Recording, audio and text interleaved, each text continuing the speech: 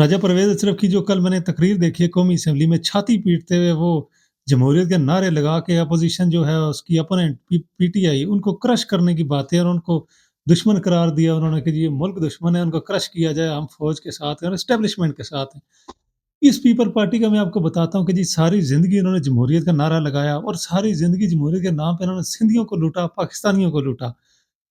ज़ुल्फ़िकार अली भुट्टो एक खुददार शख़्स था। उसके बाद उसने जो अपनी बाक़ियात छोड़ी है ना, वो बाक़ियात सारी ज़िंदगी उसके नाम पे पाकिस्तानियों को लूटती रही। सबसे बड़े करप्शन के स्कैंडल पीपल पार्टी के लोगों के हैं पूरे मुल्क में।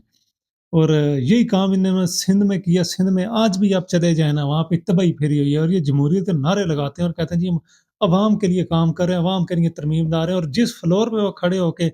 छाती पीट के जमहूरियत का नारा लगा रहे थे ना, उस फ्लोर पे वो उसी दिन जो आईनी तरमीम पास कर रहे हैं, वो आईनी तरमीम वो आइन के बरखिलाफ चीज़ें जो आइन में डाली जा रही हैं, जिसमें फ़ौज के जो सरबराह हैं उसको प्रोटेक्शन दी जा रही है, सारी ज़िंदगी के लिए कि जी आप तायात इस्तिस्ना है आपको, आप जो है आप पे कोई मुकदमा नहीं कायम हो सकेगा, आपके खिलाफ कानूनी कार्रवाई नहीं हो सकेगी, आप कानून से ही बालातर हैं। ऊपर से इन्होंने अपने सदर को भी जो है कानून से बालातर कर दिया ज़रदारी, जिसके नाम की मिसालें दी जाती हैं कि इस जैसा करप्ट शख़्स पूरी दुनिया में शायद आपको ना मिले। उस शख़्स को भी सारी ज़िंदगी कानूनी कार्रवाई से दूर और कानून से ही बालातर कर दिया।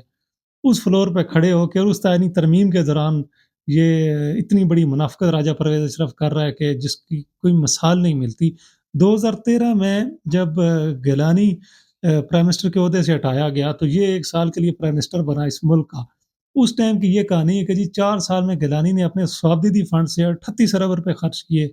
तो इसने 1 साल में 42 अरब रुपया खर्च किया, जो गिलानी ने 4 साल में नहीं खर्च किए थे। अपने जो वज़ीर-ए-आज़म का स्वाबदीदी फंड होता है, इसने वो 1 साल में खर्च कर दिया और इसके जो उस टाइम करप्शन के किस्से जो राजा रेंटल के नाम से ये मशहूर हुआ था, बाहर से रेंटल पावर के जो उसने प्रोजेक्ट्स लिए थे, उसमें जो उसने कमीशन ली थी,